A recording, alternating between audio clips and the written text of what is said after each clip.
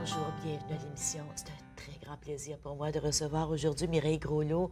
Mireille a fait carrière à Radio-Canada, à Sudbury, à la radio.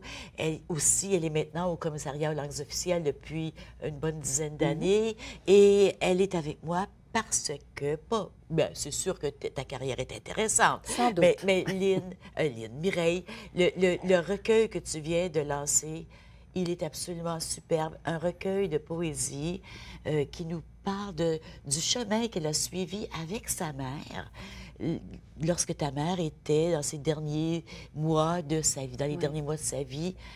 Ça s'intitule Souffle de cathédrale.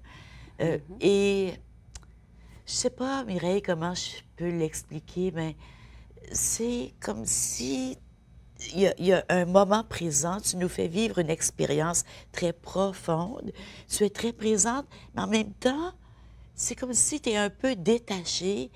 C'est très contemplatif. Oui, parce que regarder quelqu'un qui meurt à petit feu devant soi, ça demande beaucoup de retenue.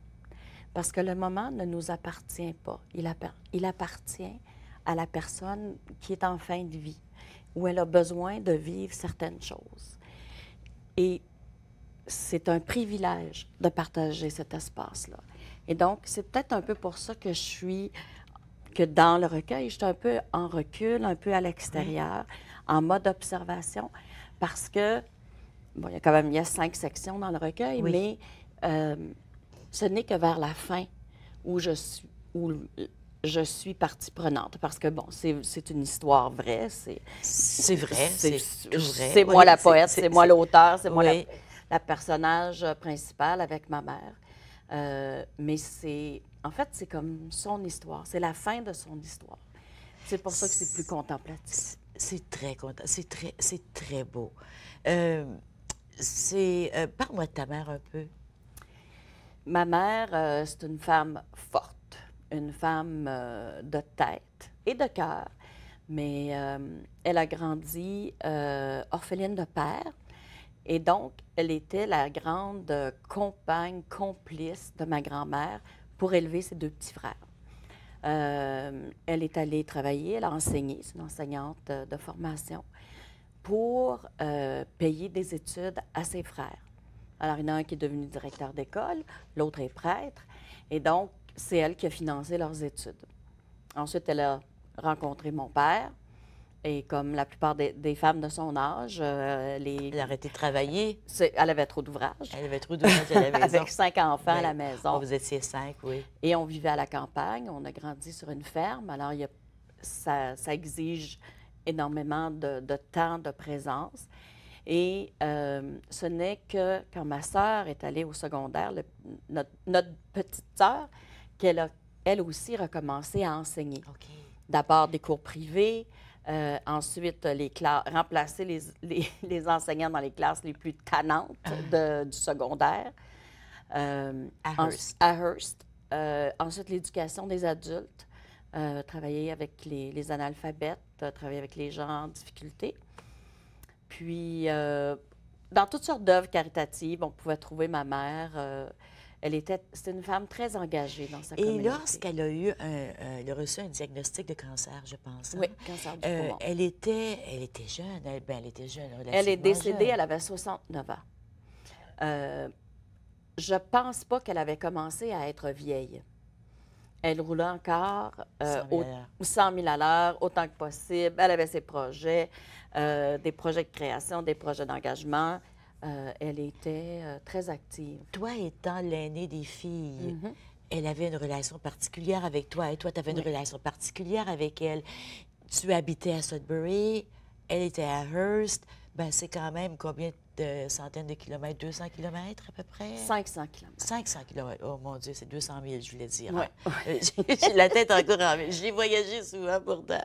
500 kilomètres. Tu lui as demandé à ce moment-là, dis-nous ce que tu lui as demandé quand elle a eu, si elle avait besoin de toi. Je suis la première que ma mère a appelée avec sa terrible nouvelle. Elle m'a appelée, puis elle m'a dit... Est-ce qu'elle pleurait? Elle pleurait, elle ne pouvait pas parler. Puis elle me dit, fais fille. je sors de chez le médecin, on me dit que j'ai le cancer, 3 mois. Puis là, elle pleurait. Elle a dit, je te passe ton père. Fait que là, papa a continué de me donner un peu d'informations. On était... Moi, Sous j'étais... le choc, hein? Oui, sous le choc, parce que, comme je dis, ma mère était en parfaite santé. Puis, par après, je suis allée la voir tout de suite. OK.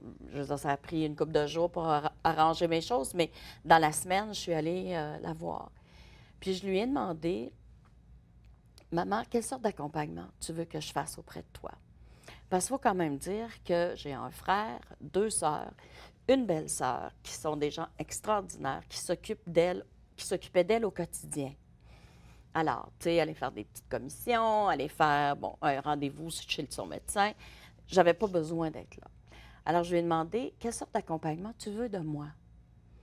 Est-ce que tu veux que je sois là quand tu es à ton plus faible et que tu as besoin de quelqu'un pour être très, très proche de toi? Ou est-ce que tu as besoin de quelqu'un quand tu es au mieux de ta forme après ton traitement, puis que tu aimes que tu sois, qu'on puisse faire des choses ensemble? Puis elle me dit, non, j'ai besoin de toi quand je serai à mon plus faible. C'est tellement beau, ça me touche tellement qu'elle t'ait dit ça, parce que souvent, ben, tu le sais, t'es mère de famille, toi aussi, on a de la difficulté à vouloir accepter de se faire voir dans notre vulnérabilité. Il Absolument. faut avoir une grande confiance à la personne. Sans te le dire, sans avoir l'air faible, elle voulait que tu sois là Oui, pour l'aider dans ces temps où elle c'est était ça. plus vulnérable.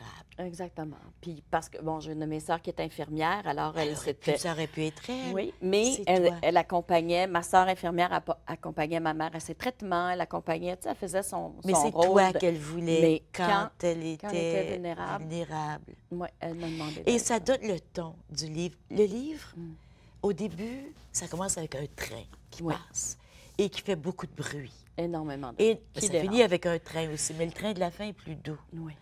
Un train qui dérange. Et tu nous parles beaucoup de ce cheminement, ce chemin que tu as suivi à toutes les 3 semaines peut-être? À peu près. Entre Sudbury, Hearst et de retour. Oui. On voit les gros camions, les 18 roues passer, on les entend. Quand tu arrêtes pour aller à la chambre de bain, quand tu vois les moustiques qui s'écrasent sur les pare-brises, on vit ça et tout prend un sens différent parce qu'on sait... Je ne sais pas comment l'expliquer, ce que j'ai vécu quand j'ai lu ce chemin. Comment t'expliques que tu nous as parlé de Patsy Cline qui chante, puis de Johnny Cash, puis de Richard Desjardins qui... tu sais, tu nous racontes, on vit le voyage avec toi. On est dans ta tête, mais c'est beau. Mais c'est comme si tu n'es pas là en même temps. Tu es là, puis tu n'es pas là. Mais je suis là dans la mesure où, avant d'aider quelqu'un, avant de, tu sais, prenons quelque chose de concret, un déménagement, on s'assure d'avoir les bons outils. Bon, est-ce qu'on a assez de boîtes? Oui. Est-ce qu'on a du ruban? J'aurais besoin d'une échelle, un escabeau. Bon. Dans ce recueil, ce qui se passe, c'est que j'ai besoin de prendre un recul Oui. et de voir quelles sont mes assises. Sur quoi est-ce que je suis bâtie, moi? Et c'est un petit peu ce recul-là. Ma mère était musicienne, elle jouait de la guitare, elle jouait de l'harmonium. Elle pouvait chanter des chansons grivoises au plus grand cantique de l'Église. Puis, et tout ça m'a donné une richesse culturelle. Oui. Puis c'est un petit peu en faisant le compte de cette richesse-là, en faisant... Oui, c'est ça. C'est comme si on retourne dans ton passé en même temps. Oui. Puis quand tu nous dis, j'ai pas connu André Paiement, j'étais pas là. J'ai pas pleuré, je savais pas qu'il était mort. Je savais pas qui était. Il y avait pas j'étais Ouais. pas là à l'heure du drapeau franco-ontarien. C'est ça. J'ai pas vécu la trudeaumanie des années 60, là. Mais, tu sais, alors, ce sont des choses qui meublent mon Oui, histoire, oui. mais qui ne sont pas qui je suis. Je n'ai pas nécessairement un attachement à ces choses-là. Oui. Mais Mais ça fait partie de qui je suis. Oui, puis oui, Et de où je suis. Parce que ça, c'est bien important pour moi d'ancrer ça. Je veux dire, oui, ça vit avec mon nous, pays, on mon veut pays, pas. c'est l'Ontario français. Oui, Mes racines sont à la fois sudburoises et de Hearst, puis mes branches ont poussé jusqu'ici. Alors, c'est un peu tout ce plateau-là qu'on regarde et c'est un peu, c'est ça, c'est regarder en arrière tout en poursuivant, en étant sur une lancée. oui, puis justement, le poème, le recueil de poésie, c'est un chemin.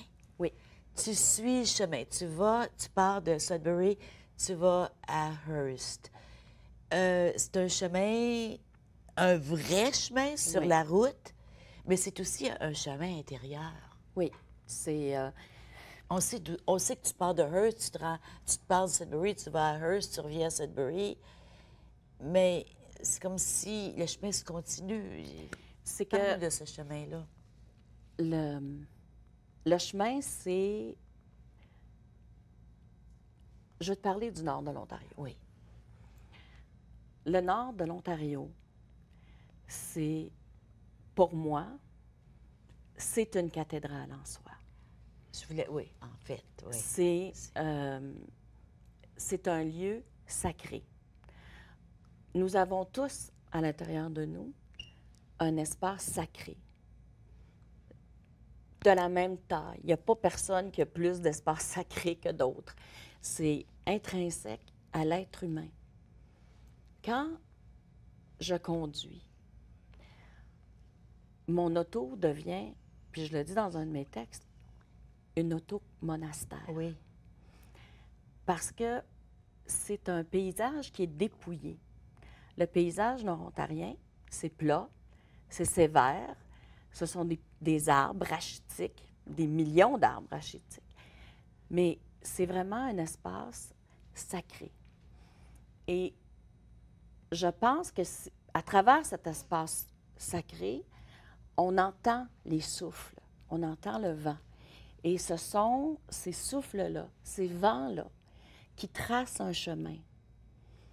Oui, le chemin de macadam, mais aussi le chemin interne où il faut que je fasse de la place pour ma mère, pour l'accompagner.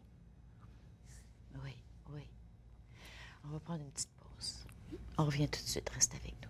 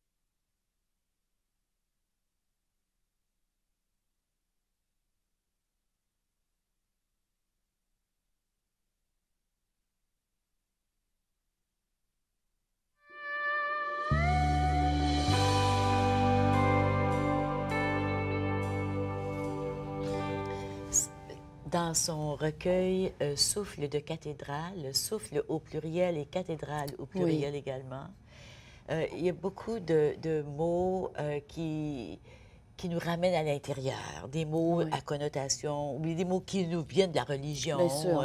du spirituel, angélus, monastère, sanctuaire, Rédemption. rédemption. Ouais. Et il y a des sections dans t'as divisé ton recueil en sections. J'aimerais que tu nous parles de chacune des sections, puis comment ça représente le chemin que tu as suivi. Le premier, c'est dompter la déchirure.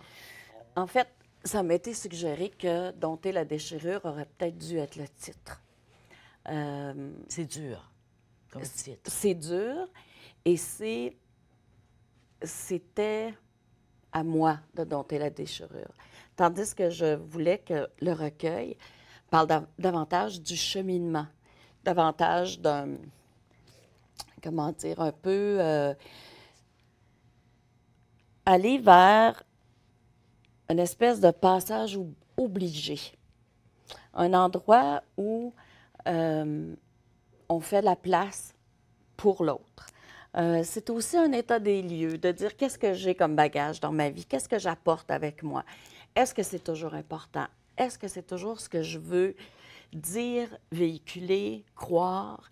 Alors, dompter la déchirure, c'est un peu de dire, tu sais, quand on déchire un vêtement, c'est un geste. Oui. Alors, c'est un peu en prévoyant ce geste-là de déchirure que commence le roman. Pas le roman, le recueil. Oui, ça aurait pu être un roman. Oui. Mais le recueil, oui. Oui. Alors, c'est dans cet esprit-là Oui. que j'ai commencé à écrire sous ce titre-là, Dompter la déchirure. Ah oui. Est-ce que je sais que je t'ai demandé de nous ressortir des poèmes que tu veux partager avec nous. Est-ce que tu peux qu'on prenne chacune des sections et puis que tu nous en lises un extrait? Certainement, ça me ferait plaisir.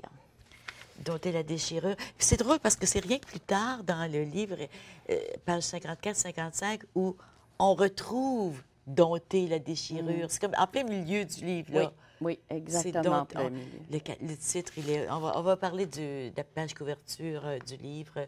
Vous voyez la couverture. On n'a pas le livre, il n'est pas sorti encore. Il est pas sorti. On enregistre l'émission le 22 septembre et le lancement va avoir lieu le 14 octobre. Le 14 octobre. Le livre sera en librairie le 4 Le octobre. Puis Juste pour le 10e anniversaire. oui, ma mère est décédée le 3 octobre, il y a 10 ans. Alors, vas-y avec... on veut Parfait. entendre, puis on va avoir le temps avant la fin de l'émission de toutes les entendre. Donner un goût aux gens pour aller chercher ce merveilleux recueil. Tout flotte. La route vacille. Je suis un mirage de macadam. Timmins, centre-ville, 35 km. Patrice et Shania, coming home. Au-dessus de ma condition routière, il pleut dans mes lunettes. J'essuie les gouttes avec mes wipers. Oh, Faire le plein, faire le vide. J'ai tout raté. Je suis née en 63. Paris, mai 68, l'assassinat des Kennedy, le Vietnam, les Beatles. Fuck, je suis passée à côté des Beatles. On a marché sur la Lune, la Trudeaumanie, la non-indépendance du Québec. Beau dommage. J'ai manqué la naissance de l'Ontario français.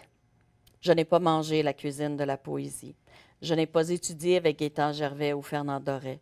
Je n'ai pas chanté avec Robert Paquette. Je n'ai pas publié chez Prise de parole. Je n'ai pas pleuré André Paiement et Suzy Beauchemin. Je ne savais même pas qu'ils étaient morts. J'ai manqué Canot. On n'était pas tous dans le même bateau. Le chemin est beaucoup plus beau derrière que devant. Dans le rétroviseur, ma vie défile. Soutenir cet exercice trop longtemps, c'est comme regarder dans les yeux de ma mère. Y boire, c'est s'y noyer. alors ça donne le ton du premier, de la première section où il y a tu prends conscience de tes racines, tu prends conscience de où tu te situes dans la vie. La deuxième section, c'est le vent dans le clocher. Alors là, on commence à parler de vent parce que c'est le souffle, le vent. Le souffle, c'est la vie. Le vent, c'est la représentation Exactement. du souffle. Alors, Et du sentier. Donc Du là, sentier, oui. on est un petit peu plus dans l'observation. On est un peu avant l'engagement. On est comme, techniquement, bon, je suis arrivée physiquement à Hearst.